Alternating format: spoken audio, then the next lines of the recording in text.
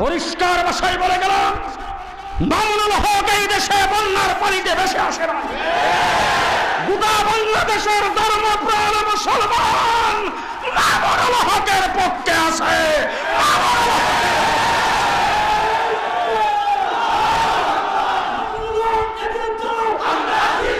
সরকারের কাছে দাবি জানাবো, মামুনুল হকের উলামায়ে কেরামের বিরুদ্ধে রাস্তার স্লোগান বন্ধ করুন, নতুবা এমন কঠিন কর্মসূচি দেব বাদী সালাম দিয়ে কাউকে খুঁজে পাওয়া যাবে না।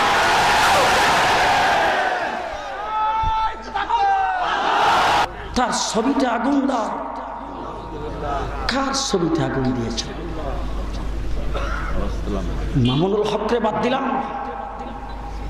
মামুনুল হক এই দেশের সর্বোচ্চ বংশে জন্মগ্রহণকারী সন্তান।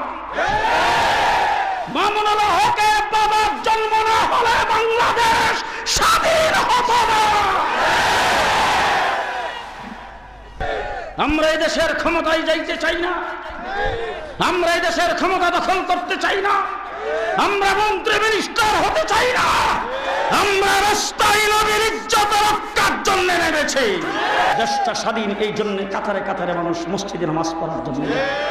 দেশটা স্বাধীন এই জন্য আমাদের দেশটা মসজিদের দেশ, মাদ্রাসার দেশ। সুতরাং মসজিদে মাদ্রাসার দিন ইসলামের জন্য বাংলাদেশের স্বাধীনতার দরকার, সেটা আমরা মনে করি। স্বাধীনতার উপর আক্রমণ আসলে ইসলাম রক্ষার সাথে সাথে স্বাধীনতা রক্ষার জন্য রাস্তায় নামতে কে কে প্রস্তুত? তোমরা দেশকে ভালোবাসো, দেশের ভালোবাসার স্লোগান দাও মন্ত্রী হওয়ার জন্য, এমপি হওয়ার জন্য, দেশের সম্পদকে লুণ্ঠন করার জন্য, দেশে বড় বড় পদ পদবি পাওয়ার জন্য। আমাদের এই সমস্ত উলামায়ে কেরাম, সাজিয়ারা মাদ্রাসা, খুলনা দারুল উলুম মাদ্রাসা, এই সমস্ত মাদ্রাসা 8 বছরের নুরানি মক্তবের ছাত্র থেকে শুরু করে 80 বছরের শাইখুল হাদিস পর্যন্ত আমরা দেশকে ভালোবাসি। হুব্বুল ওয়াতানি মিনাল ঈমান। ইংরেজের মতো বড় শক্তির বিরুদ্ধে লড়াই করে দেশ স্বাধীন আমরা করেছি। আজকে কথা কথায় আমাদেরকে স্বাধীনতা বিরোধী বলবে।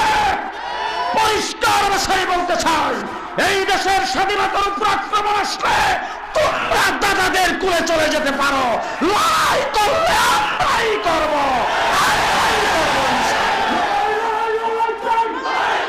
আজকে আমাদের বিরুদ্ধে বলা হয় গার মটকায় দেবে। পুরী সর্বনাশ, তুমি আমাদের গার মটকাইবা, তোমার 2টা হাত, আমারও তো 2 হাত। ডাইনি বামে তাকায় দেখেন, কেউ যদি কথা না বলে মনে করবেন হে দলে। তুমি গার মটকায় দিবা, আমরা কি বসে বসে আঙ্গুল চুষবো? কি বলতে চাও? কার গার মটকাইতে চাও? কোন চেয়ার থেকে কোন ভাষায় কথা বলো? মূর্খের মতো কথা বলছো কেন? এই দেশের আলেম ওলামায়ে কেরামের গার ইংরেজ মটকাইতে পারে না। ইন্ডিয়ান নয়, আমরা মেড ইন মদিনা। আমাদের কানেকশন মদিনার সাথে, আমরা মেড ইন মদিনা। তোমরা যারা হেফাজতে ইসলামকে মেড ইন পাকিস্তান বলেছো, তোমরা মেড ইন ইন্ডিয়ান।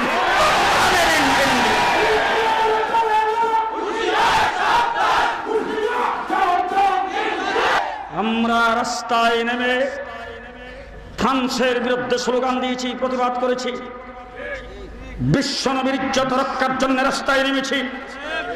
এই দেশের কোন সরকার পরিবর্তনের জন্য রাস্তায় নামি নাই। আমরা এই দেশের কোন সরকারকে বসাইবার জন্য রাস্তায় নামি নাই। আমরা এই দেশের কোন সরকারের বিরুদ্ধে কোন মন্ত্রী মিনিস্টারের বিরুদ্ধে স্লোগান দেয় নাই। এরপরে যদি আমাদের বিরুদ্ধে মশাল মিছিল যারা বের করেছেন, তারা সেই ফ্রান্সের দালাল। আল্লাহর নবী আবু সুফিয়ানকে মাফ করে দিয়েছেন। যারা নির্যাতন করেছেন বেলালের উপরে, তাদেরকে সাধারণ ক্ষমা ঘোষণা করেছেন। আবু বকর সিদ্দিকের উপর নির্যাতন করেছেন, সাধারণ ক্ষমা ঘোষণা করেছেন। সাহাবায়ে কেরামকে যারা হত্যা করেছেন, তাদেরকে সাধারণ ক্ষমা ঘোষণা করেছেন। কিন্তু মুফতিকে রেহাই দেয় নাই। মুফতি ভাঙ্গার জন্য রাসূল আসছে। পরিষ্কার ভালো করে বলে রাখেন, আমার দেশের হিন্দুরা এই দেশে যেই আরবের সাথে পূজা করে, এই আরামে হিন্দুস্তানেও করতে পারেন। আমার দেশ সাম্প্রদায়িক সম্প্রীতির দেশ, আমার দেশের পূজা মণ্ডপে মূর্তি রেখে নির্দ্বিধায় আমার দেশের হিন্দুরা পূজা করে। আজকে ওলামায়ে কেরামকে সাক্ষী রেখে বলে গেলাম, মূর্তি পূজা মণ্ডপে একটা না 500 মূর্তি সেখানে লাগান, লাগায় পূজা করেন, আমরা সেই দিকে তাকাই দিয়েও যাব না। ঠিক না ঠিক? কিন্তু 97% মুসলমানের দেশে ভাস্কর্যের নামে রাস্তায় মূর্তি লাগাবেন,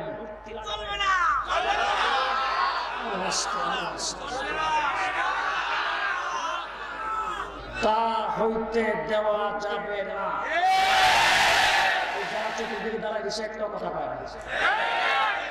আবার আমার দেশের স্বাধীনতার স্থপতি বঙ্গবন্ধু শেখ মুজিবুর রহমান, যিনি স্বাধীনতার ঘোষণা দিয়েছিলেন, রক্ত যখন দিয়েছি আরো দেব, এই দেশকে স্বাধীন করে সারব ইনশাআল্লাহ।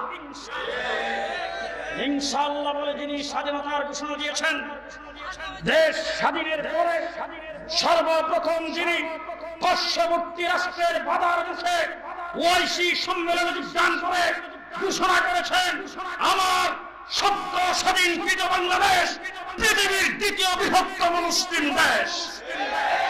সেই বঙ্গবন্ধুর মূর্তি লাগাবেন, আর দৈনিক কত কাক আর কত পাখি মাথায় বসে বসে পায়খানা করবে।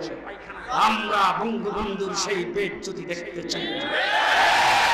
সুতরাং পূজা করবে, পূজা মণ্ডপে মূর্তি থাকবে, সেই মূর্তি প্রয়োজন হলে সাজিয়ারা মাদ্রাসার ছাত্র শিক্ষকরা পাহারা দেবে, কিন্তু আমার দেশের ভাস্কর্যের নামে মূর্তি স্থাপন করা যাবে না।